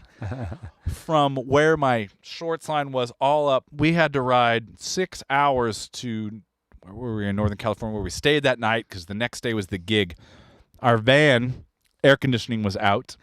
It hurt so bad. My legs were burnt, everything except where my shorts were and my shoes. And I had to sit on the edge of the seat, and I couldn't even put my arms down on the armrest because it hurt so bad. I bought aloe vera by the gallon. It was gone. That first day I had to buy another gallon that night when we got to Northern California. The next night we played a gig in Berkeley. And Albie had to help me put the shirt on. We put so much Olivero on just so I couldn't feel the shirt coming on, and then I had to go play a gig moving around. Story gets better. We're in the auditorium, and they had those old makeshift, I don't know, you guys that, probably my age, you remember these makeshift, really crappy stages that you'd put them up and you could make big ones, but they moved like this, like crazy. So I'm sitting there playing, and we have 2-hour show, and it fucking hurts. And I can't stop and put Olivero on in the middle of the show, right? And what I don't know is my seat is not on the carpet. And it's just inching its way backwards. And it's not very high. I don't know, 3-4 feet, wasn't big. But all of a sudden, we're playing. I fell right off the back of the riser. Right onto my sunburnt back. I think that hurt more than the fall. I remember Albie just kind of came over, looked down. I said, oh, man, that sucks. I had to get up and finish playing. That was that couple days was probably the worst time of my life. Having to try to play with clothes on in a sunburn. Ah. Wow. What a story. Jesus. Yeah, that's one heck of a story. All right, you guys, listen. Okay, is there anything we're missing? Yeah, Aaron, ouch, is right. But anyway. Wait, I'm missing some over here. My computer's slow. The launcher. Yeah, okay. You guys, this has been freaking awesome. It's 8 here. I'm starving. All I've had is Captain Crunch earlier in the day. And as much as I love Captain Crunch, you want more Star? Oh, man, I got a lot of stories. Be careful what you ask for. Yeah. Thanks for those great tips about mics and stuff. I mean, we're going to check all this stuff out. Yeah, I'm going to go back through this entire chat. First off, I'm going to go cut out the part where I had the loop going, so you guys can't prove that I did that, and we don't have to subject anybody else to that. Once I get done with that, we're going to go through this and make some notes on all these things. So again, just to reiterate, coming up next Tuesday, we're going to do a bunch of guitar recording, a bunch of double tracking stuff. We're going to set everything up early. We're going to have some options and go over some things. Next Thursday, big deal. Excited to have Matt McGlynn back on. I'm going to build this mic live under pressure of all you. We're also going to give one of these away. Matt has been so cool about this, so we're going to give this sucker away. He's going to join us. Get your questions ready for him. He knows so much about not only building the mics, but how to effectively put your mic locker together and what to do. Just super good reference for all that stuff. After next week, we're going to go down to once a week. We have a lot of things we're working on. There's a couple more guitar things. We're going to do another reamp thing where we're going to go through a few different reamp boxes. I'm going to build one of the DIY ones. Ernesto just picked up a JCR radial. We have the Little Labs. Rick Fiorabracci has one. He's going to let a different radial we're going to use. So we're going to do a whole thing about all of that, as well as some drum stuff. Obviously, you want it. You guys have been asking about it. I need to get off my ass and getting gear on some of that stuff. So I'm going to put a bit of a calendar together. I'm going to learn to speak English first, but I am from Kansas, so English isn't my first language. But I'll put a bit of a calendar together on things so we know. See, I messed it up again. Calendar together. Talk slower. So we kind of know what's coming up. We may tweak it depending on what everybody wants, but we've got some good stuff coming. Going to be working with Silo Sound Labs, giving some the new Trident plugins away that they designed. Really good EQs. Also, another Matt from Silo Sound Labs is going to join Silo Sound Labs. Slow down, Charlie. Is going to join us, and we're going to talk acoustics because he actually has a degree in it and knows what the hell he's talking about and understands the plight of the everyday musician and engineer in our environments. Is going to help us tweak that. I'm excited about that because I'm going to learn a lot that day too. So having said that, Eric, the Shure SM7B, it's good for what it's good for. It's good, but that's subjective as well. But anyway, thank you for all joining us. I'm going to go check out. We will get on the Facebook group as well. We're going to go through this list. We got some work to do, but right now I need a chicken bowl. I need to get Chipotle to sponsor this. So, all right. Where is the mouse? Where to go? We lost it. What? The mouse is gone. I can't see it. Literally can't see it on the screen. Oh, there it is. It's all the way over there. We got 2 giant freaking monitors over here. Where is the outro? Okay, dudes. Thank you, guys. Stay safe. We'll see you on Tuesday. Looking forward to going to see when everybody's posted on the Facebook page. Take care and see you later.